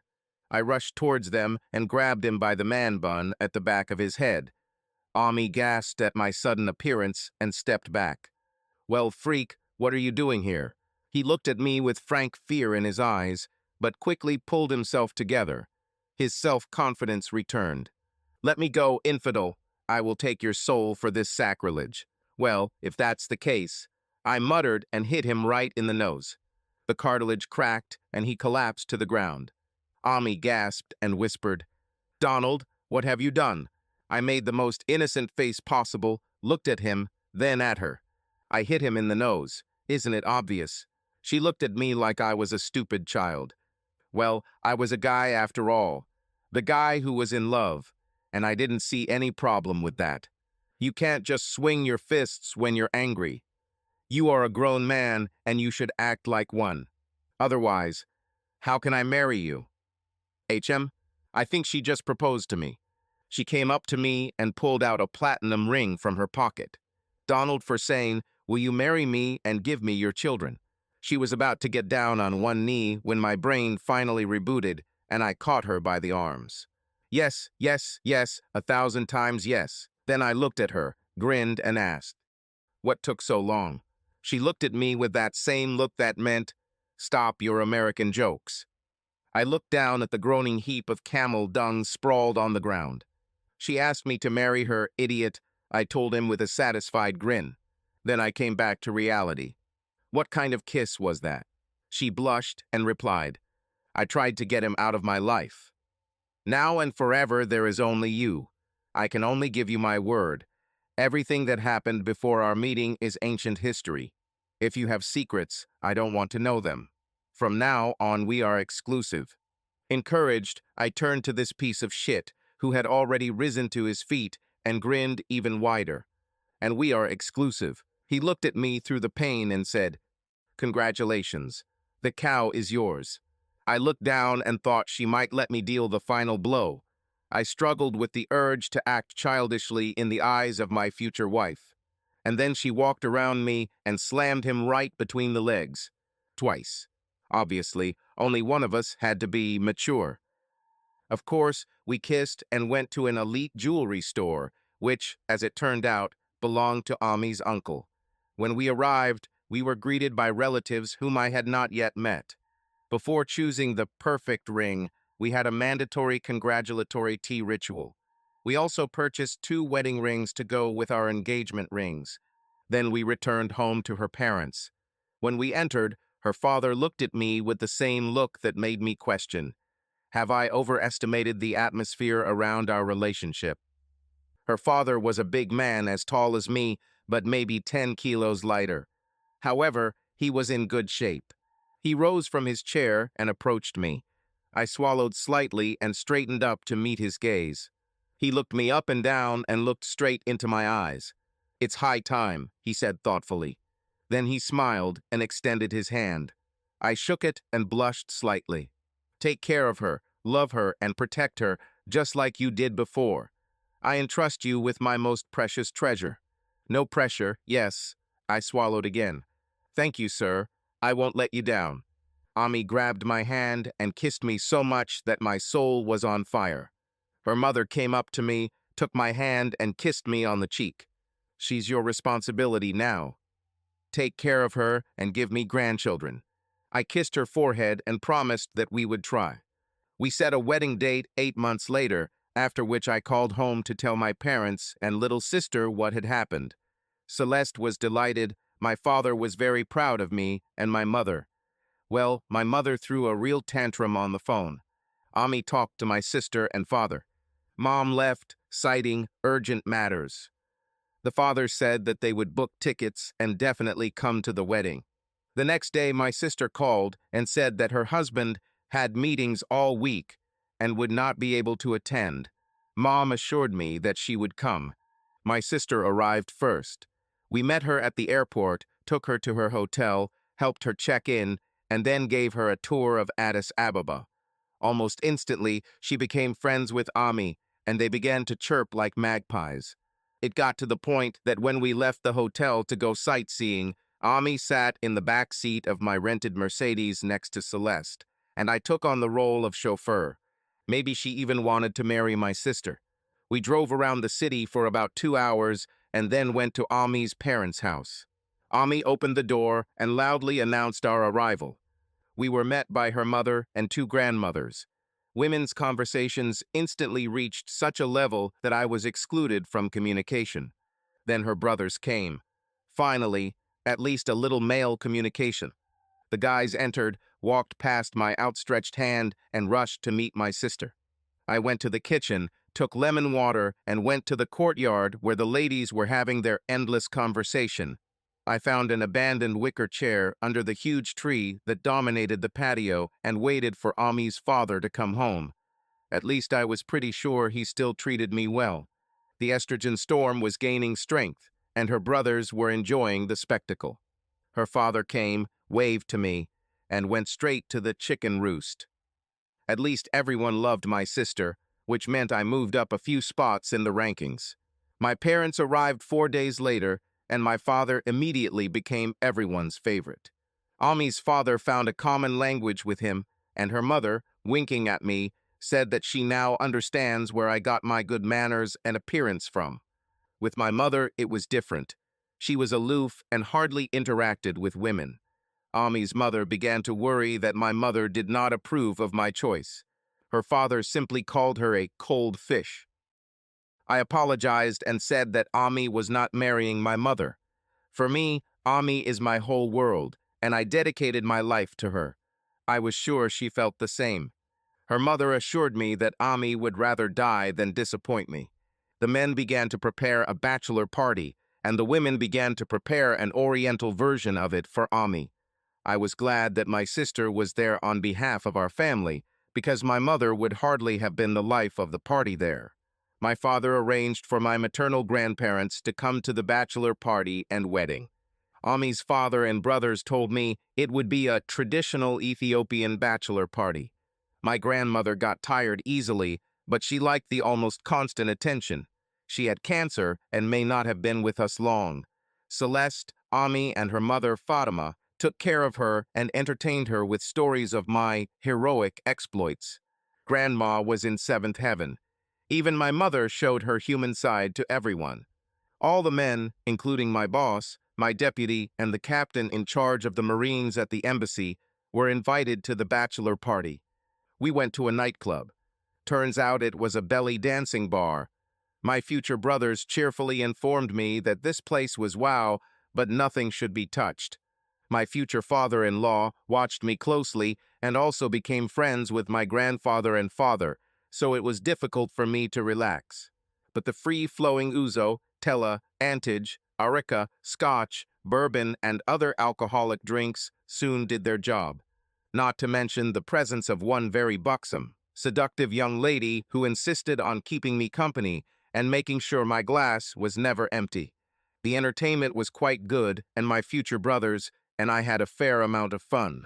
My father was having a great time and openly flirting with a young girl who kept rubbing her butt against him. Even my very reserved future father-in-law received his share of female attention and right to his face. Grandpa commented that we should open something similar in Houston. We closed the club, and Ami's father thanked the owner for a great evening. As we loaded into the Mercedes limousines, 2 of my future brothers threw out their dinner. Their father shook his head and commented that it looked like he would have to walk them more often. The bachelorette party turned out to be even more interesting. The future bride, of course, was the center of attention. The wine flowed freely as Ami told the story of her rescue and subsequent romance. "And he was so sweet when he talked to me," she said. "When he made his joke before passing out, I was shocked. And then I realized that he was quoting cartoons and that he was American. I almost died laughing." She looked at my mother, grandmother, and sister. When he came to his senses, he was so charming that I immediately fell for his bait. As the Americans say, I was hooked. She raised the glass to her lips, and slyness flashed in her eyes. When we started dating, he even taught me how to play baseball. She batted her eyelashes innocently and took a sip of wine. Celeste froze with her glass halfway to her mouth and stared at Ami. "He taught you to play baseball." Ami slowly took another sip, paused, and finally answered, "Yes." She looked around those present and added, "He even got to second base a few times and said he'd really like to hit a home run." Donald's grandmother burst out laughing. His sister spat out a good portion of her wine all over the patio, and his mother's jaw dropped and stayed there. The rest of the girls simply burst into laughter. They were clearly aware of this joke. Even Ami's mother blushed and giggled. She was already close to her drinking limit. Her grandmothers looked at each other, not understanding why everyone was laughing so much. Ami quickly took the initiative and assured everyone that Donald was a real gentleman and all their kisses were purely in a fit of passion. "I'm incredibly lucky to have found him," she said, looking at Donald's mother, sister, and grandmother. "I love him with all my soul and will devote my life to making him happy." She smiled slyly. "One way is to give him as many children as he wants, and as many as he can bear." She winked at his mother and grandmother. Ami knew about Celeste's problems with conception and one day had a serious talk with her, promising that Celeste would always be the most beloved person for her children, their best aunt. Our wedding went off without a single hitch. The reception took place at the Hotel Sheraton Addis, a luxury 5-star hotel. The holiday brought together the entire elite diplomats, politicians, military men, and simply rich people. All this was arranged by Ami's family. Years later, when I couldn't remember or recognize someone, Ami would just bat her eyelashes and say, "Oh, darling, well, you remember him. He was at our wedding." I think the guest list was about 5,000 people, according to my wife. We spent our honeymoon in Greece, thanks to my parents. We went on a river cruise to Alexandria, Egypt. Then we got to Athens by plane and made a short flight to the Cyclades Islands. We played a lot of baseball, and my batting statistics were higher than 1.0. I think I broke the record of Mark McGuire on a home run, including a dozen grand slams. We returned to Ethiopia and continued our lives. We did not live at the base, but in Ami's apartment. We were immensely happy. And as promised, soon our first child was born. 10 months later, Ami gave birth to our daughter Ami to Fatima Samant, named after our mothers. She was beautiful. She inherited her mother's beauty and grace. Her grandparents were in 7th heaven. 2 years later, her brother was born. Donald Afwerki Aaron Fursain, the spitting image of his father. Just shorter. When I held him in my arms in the delivery room, all the dreams that a father has about his firstborn flashed before me. College, military service, possible NFL career, beautiful wife, kids. My wife immediately brought me back to reality. Isn't he beautiful? He will become an excellent doctor or maybe a professor. She grinned. Or maybe a baseball player like his father, she added slyly. This woman was devilishly cunning, and I adored her. My little family grew and prospered. 5 years have passed. Our children seem to have a talent for football. Damn it, I was able to obtain several television programs from the States. Sitcoms, NFL games, police shows, and news programs. We grew stronger as a family, and their mother continued to worry about my combat missions. We focused on a new threat, a group called Al-Qaeda. We carried out several operations in pursuit of a group led by a certain Osama bin Laden. He was a Saudi citizen who declared a holy war against the United States and its allies. As far as I knew, I hadn't done anything bad to him, but I really hoped to do it if the chance arose. There was also an organization called ISIS. Their group has placed a bounty on the heads of all Americans in the Horn of Africa and surrounding areas. The head of the local CIA office told me that intelligence reports indicate that they are also interested in military families. Realizing this wasn't Texas and Ami was already afraid of guns, I talked to her dad about hiring a couple of people to guard her. He found us 2 local guys who would accompany her to and from work. Intelligence spotted a gathering of militants in the mountains west of the city. We went out in helicopters, and the Marines went there in Humvees and Bradleys. We knew the enemy was tracking the Marine column, but had no idea what the Green Berets were up to. The Marines arrived at the foot of the enemy fortifications and immediately deployed mortars. They began shelling enemy positions and surrounded the camp. However, the back passage, so to speak, was left open. The militants exchanged fire with the Marines and the arriving Ethiopian paratroopers. They held out, but gradually retreated into the foothills behind, and we entered through this back door. It's not called the extermination zone for nothing. We deployed to block the enemy's escape routes and took up positions on the right flank to catch them in the crossfire. We waited. The Marines and Ethiopians drove them into a trap, and then we opened fire. It was far from beautiful, because war is never beautiful. They didn't even know we were there. This lasted about 7 minutes, and the enemy surrendered. Of the approximately 250 militants, 32 surrendered. We went inside and took the others. We conducted reconnaissance and collected a lot of documents. And then I came across the laptop they were trying to destroy. They didn't do it very well. I took out the battery and stuffed the laptop into my backpack. When we returned to base, Army intelligence and the CIA immediately swung into action. They downloaded all the files from the computer, then took out the battery again, and then the hard drive itself, and sent everything to Langley. I was lucky enough to be present at the decoding of the documents. They contained plans for future attacks on the Ethiopian government and allied forces in the country. In particular, there was a plot to kidnap the ambassador's wife and family, and my family. I panicked and immediately contacted our guys who were watching Ami. I warned them to be on alert. According to intelligence, the enemy might strike. They replied that they were ready. I was just finishing up the paperwork when the alarm sounded. There's a threat brewing somewhere. I rushed to the briefing room. The CIA liaison outlined the situation. They intercepted ISIS radio signals transmitted by Boko Haram. The terrorists were about to attack the embassy. Boko Haram were to attack several ministers and their families. They wanted to make it a personal matter. Colonel Singleton addressed the Green Berets. The Marines will guard the ambassador and his family, and also ensure the security of the embassy.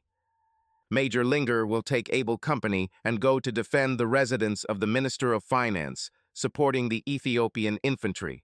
Captain Fersain will lead Baker Company and take up positions near the house of the Minister of Health. The colonel looked up and smiled at Donald. It's nothing like an incentive, he thought. Captain Groton will take Charlie Company and occupy the airport in case we need to evacuate. Aviation will provide support as needed. Questions? No one asked a word, and the soldiers went to their units. An armored column advanced through the city. It was about noon. Donald tried to call Ami, but was unsuccessful, only voicemail.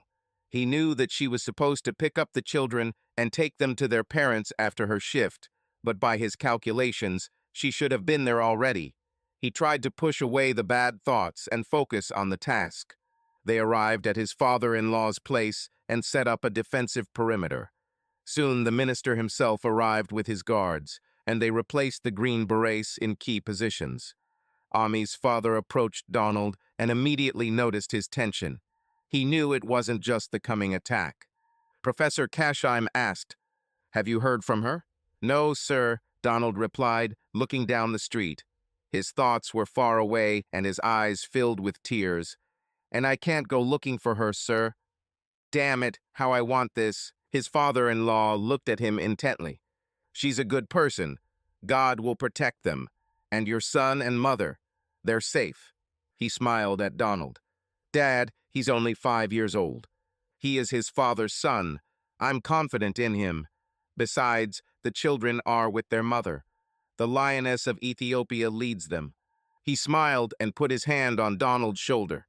You are a man and a soldier. Do your job as always. God will take care of them. At this moment, the radio came to life. Captain, activity is around the corner, north of the complex. There are at least 4 cars, and there is a shootout. Davis, who had just been promoted to sergeant, ran up to the minister. Sir, you better come inside. Thank you, Sergeant. Me and my people will cover you. I'm not yet so old that I can't pull my weight. He grinned. Yes, and my wife will look at me with a different look after this. After she expresses everything, as the Americans say. I patted him on the shoulder and turned to the sergeant. Deploy the strike group and prepare the low. Sergeant Davis looked me in the eye. Don't worry, sir, they'll be fine. He saluted and began to give orders. The Green Berets took up positions, fortifying themselves in pre-prepared redoubts. 2 M60 machine gun emplacements were set up, blocking the street. We had just settled in when 3 cars screeched around the corner and headed straight for our complex. The leading car is a white Mercedes, our white Mercedes. He was riding on 2 whole tires and 2 torn to shreds. Pieces of rubber were falling from the right wheels and sparks were flying. He was followed by 2 pickup trucks with .50 caliber machine guns mounted in the back, which tried to stop the vehicle. As they raced down the street, the Mercedes smoked and shuddered from the impacts.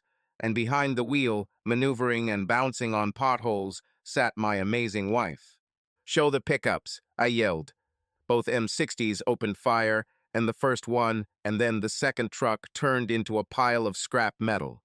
The fighters and I rushed forward, and the surviving opponents very quickly ceased to be survivors.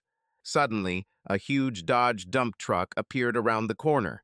The armored body carried at least 8 people and 2 more .50 caliber machine guns.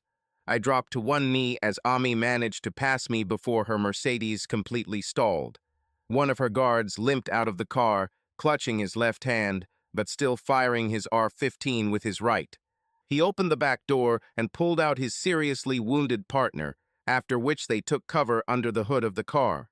Ami jumped out, pulled our children out of the back left door, and hurried towards the Green Berets, who were already waiting for them with open arms.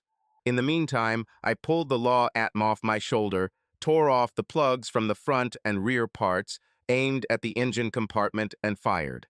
The anti-tank shell headed towards its target, and the truck was no longer a problem.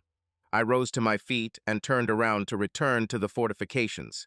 That's when I felt something sticky and warm spreading down the right side of the body armor. Oh crap, flashed through my head. I'll get a scolding again. The wound was a little more serious than the one I received when I saved Ami.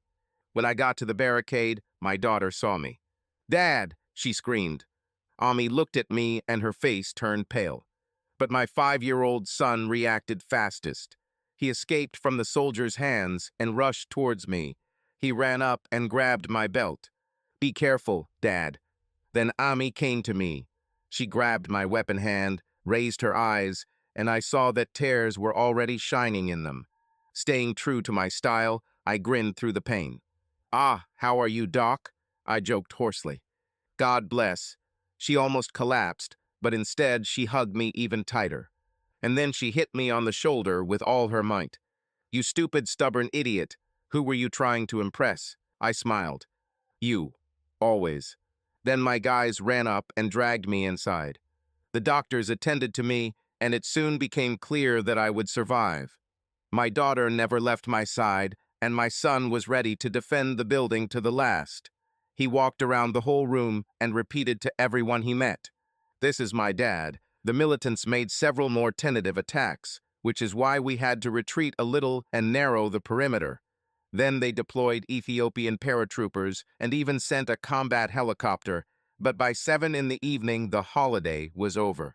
My wife forgave me, but only after I promised not to scold her for the broken car. My shoulder still hurts after her blow. My guys found a spare green beret, and my son instantly became everyone's favorite. We were evacuated to the hospital, they stitched up my wound, and then awarded me a second Purple Heart. I was also promoted to major and ordered to report to Southern Command in Doral, Florida. So now we're in the present tense. My grandmother passed away without ever seeing her great-grandchildren. Mom seems to have changed her attitude towards her children. I think it has to do with my sister getting involved with some Marine. It turned out that we were returning to our homeland just in time for the wedding. Her bastard husband cheated on her. He died in a car accident along with his mistress, who, ironically, was the wife of that same Marine. Celeste inherited his Mercedes-Benz car dealership and became close with a local mechanic, the unsuspecting husband of that same treacherous woman. She was pregnant with their first and only child, and doctors kept her alive so that the baby could be born.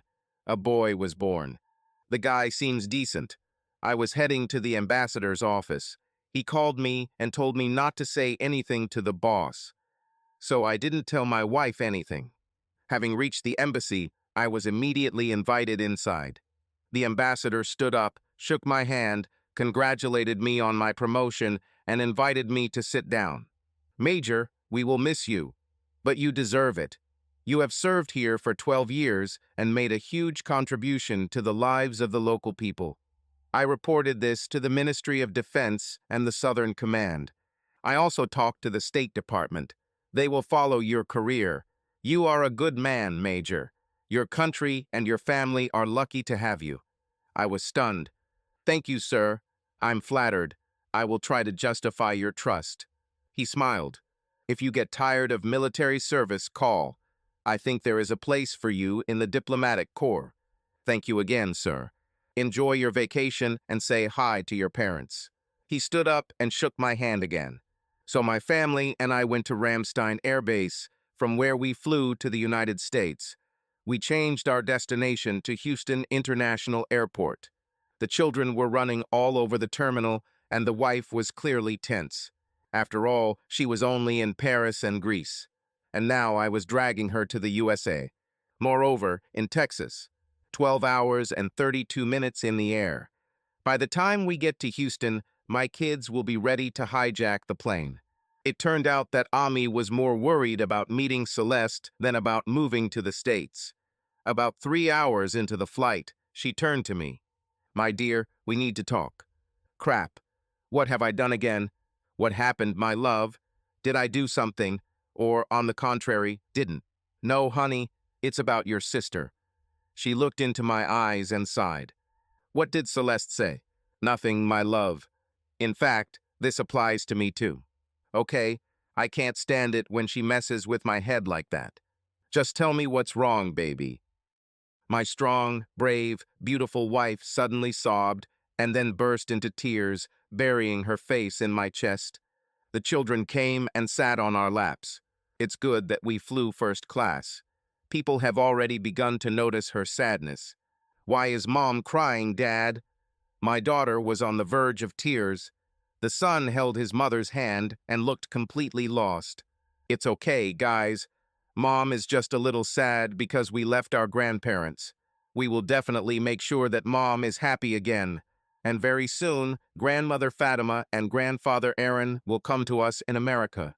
Ami raised her head, sobbed, and smiled at the children, hugging them.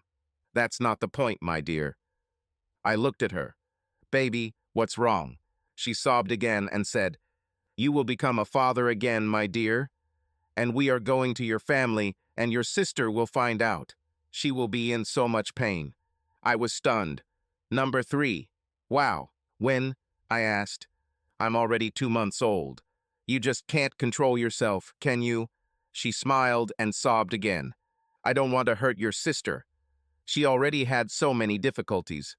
Ami didn't know the whole story. Baby, we need to talk. She looked at me with bewilderment. I grinned that same smug smile that I rarely got to use with her, the one that appeared when I managed to outsmart her. Celeste is in 7th heaven. She and Sean are getting married. We'll be just there for the celebration. We'll have a great time until I have to report to Special Operations Command in Florida. You might want to stay longer and have fun. I don't think anyone in Florida would want to kill me. I hope so, I thought. And she's crazy about her adopted son and future husband. She will be as happy for you as you are for her, and perhaps very soon she will have her own belly. Ami began to cry again. Then she burst into tears. She buried her head in my chest, squeezed me in her arms, and then raised her head and looked at me. We are so lucky to have each other and our children. You're right, honey. I am the happiest person in the world. After that, we all got comfortable and fell asleep. 6 hours into the flight, my 8-year-old daughter poked me in the side. What happened, princess? Your son wants to talk to you. What now? I looked at the other side of the cabin. My boy smiled at me and motioned for me to sit in the seat that his sister had just vacated. I carefully released my left hand, which was hugging my wife, and moved to my son. Hey, champion, what happened? Dad, can I talk? Of course, buddy. He has matured a lot since the attack. I missed the carefree kid he used to be, but I liked his new maturity too. He looked towards his mother, who was dozing peacefully, covered with a Lufthansa blanket. She snored, making that same little snore that appeared when she slept peacefully and happily. The kids used to make fun of her until Grandma told them that it was actually Mom talking to the angels about her family. She assured that all mothers do this when they are happy. The children thought it was magical. In a couple of years, this will just be a cute family story to tell your friends. But for now, they looked at their mother in awe when they heard that sound. My son looked at me and began. Dad, were you afraid when bad people were chasing us? I swallowed and replied, Damn it, son. I was scared shitless. I was expecting this conversation. The psychologist at the embassy said that he would talk about it himself when he was ready, and that in such cases, honesty is the best policy. His eyes became round. But Dad, you were so calm and cool. You just shot them. I looked at him. How I wish he was that 5-year-old boy who asked me why girls were so ugh. But it is as it is. Son, I was just doing my job. I don't like killing people. I never liked it. But my job is to protect your mother, you, your sister, and your grandparents. This is what had to be done. I was about to say my favorite John Wayne line, a man's gotta do what he's gotta do. But then I noticed that daughter number 1 had already joined our little bonfire. Dad, you saved our lives. We love you. But you almost died, she said. Okay, this is getting too serious. But I didn't die, did I? Princess, your mother and I talk about this all the time. This is my job. I always try to be careful. But I have a debt. When I was waiting for you at your grandparents', I was worried. I was scared. I was afraid that I would never see you again. I wanted to break away and go look for you. I told my grandfather that I felt helpless. He replied that God will look after you and I should just do my job. And he's not only your mom's grandfather, he's also a man, and he knows what that means. I looked at my children, grabbed them, and hugged them tightly. They fidgeted, but then gave in and hugged me back. And then they started sobbing. Returning home and completion. I know you don't understand everything yet, but you will. Just know that I will do everything in my power to be around as long as possible, I said, and then began to tickle them both. And I'll make your life unbearable. They laughed, and then, tired, fell asleep in my arms. 10.5 hours into the flight attendant came up to us and asked if we wanted to have breakfast. She said she needed help in the kitchen if the kids wanted to get involved. They immediately jumped up and looked at me. Just be careful, I said. They rushed forward and were soon helping with food. Their mother stretched and yawned like a graceful cat. She looked at me and smiled. Where are my children? And can we escape before they return? I laughed, stood up, and sat down next to her. I told her our conversation. She frowned slightly and looked at me. They are too young to be so old, she whispered. I squeezed her hand and kissed her forehead. They are our children. Soon all this will be just a memory.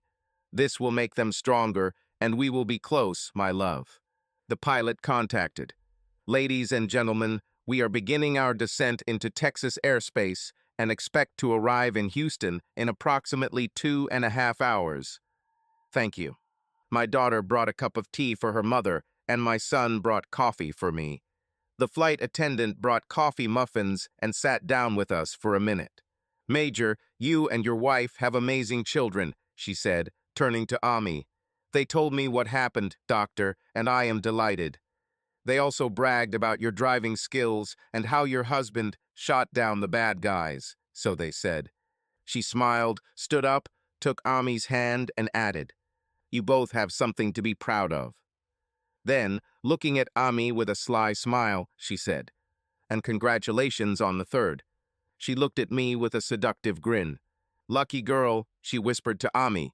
I barely heard it. She turned around and, swaying her hips, headed towards the kitchen. Ami followed her with her gaze, as did I. Then she caught my eye and immediately slapped me on the arm. "Behave yourself," she whispered. I made an innocent face. "Who, me?" She giggled and shook her head. We filled out customs declarations and got ourselves in order. The pilot got in touch again and asked everyone to take their seats. The huge 747 broke through the clouds, hydraulics and flaps creaked, engine thrust decreased, and the landing gear extended. Our children were jumping up and down and pointing out the windows. "Dad, look here. Oh, what is this?" The ground appeared below as the plane banked to the right, then leveled off and gently touched down on the runway. There was a slight creaking sound, then a roar of reverse, and the plane slowed down, turned onto the taxiway, and headed towards the terminal. The huge Lufthansa plane approached Terminal E, and the engines stopped. "Children, welcome to Texas," I announced. The usual bustle immediately began. Passengers crowded at the exit, hurrying to leave the plane. We waited until first class was empty, then we stood up, grabbed our carry-on luggage, and headed out. As soon as we left, we were greeted by a small crowd. But the main thing is a huge, homemade banner. "Welcome home, Donald and Ami, Ami and Donald." Below him stood 6 delighted people: Celeste, Sean, little Sean, Donald Sr., Samantha, and Grandpa Hugh. They squealed, screamed, cried, and clapped their hands. Ami froze, her mouth opening and closing. Then she stepped forward and immediately found herself in Celeste's arms. They kissed each other on the cheeks, hugged each other, and cried. "You're pregnant," Celeste said. Ami's eyes widened. "How did you know?" "You're glowing." And Donald grins. "What do you think?" "I'm 2 months old. Donald just found out." She leaned towards her and whispered, "He's terribly smug." Brightened the sky. "I'm 2 months old too, but only Sean knows. So don't give me away." Ami smiled and hugged her again. "You are the sister I never had. I love you and am very happy for you." She then turned and took Sean's hands. "You must be Sean. I've heard so much about you. It's very nice to meet you. You make Celeste happy." She paused. "Very happy." Sean blinked, Celeste grinned, and Ami smiled at him. "Oh, great, another psychic," Sean thought. Ami knelt down in front of the smallest member of the family. "Your mother told me about you. I think I already know you. I'm very glad to meet you." Little Sean looked at her seriously. "Mom said that you are good. You really are good, and also beautiful. I'm very pleased to meet you." He extended his hand, but Ami only smiled, hugged him tightly, and kissed him on the cheek. He blushed. Meanwhile, Donald watched as his children ran into the arms of their grandparents and cousin. He turned his gaze to his sister's future husband. She glowed next to him. Then he noticed a change in his mother. It's as if she became human again, he thought. And his father. He beamed with happiness. Every now and then he hugged his wife, touched her shoulder, hand, and maybe even her ass. Wow, Dad, everything has changed. And all because of this guy and his son. He glanced at Sean. "So you're Sean," he said in an even voice. Sean nodded. "Major, I'm very glad to meet you." It became quiet around. Everyone was watching them. Little Donald approached his father. This is my dad, he said, looking at Sean. He's a Green Beret. He saved our lives. Little Sean came closer too. And this is my dad, he pointed to Sean. He's a Marine. They looked at each other.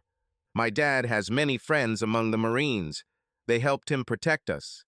He was also wounded. Wow, said little Sean. They immediately started chatting as if they had been friends all their lives. Donald grinned at Sean. I think we'll leave them, Ami said. Celeste smiled. Undoubtedly. Subscribe to our channel so that your love doesn't cheat on you, and go ahead and listen to the next story, because this story is nothing compared to the next one. If you're under 18, don't even think click to the next one.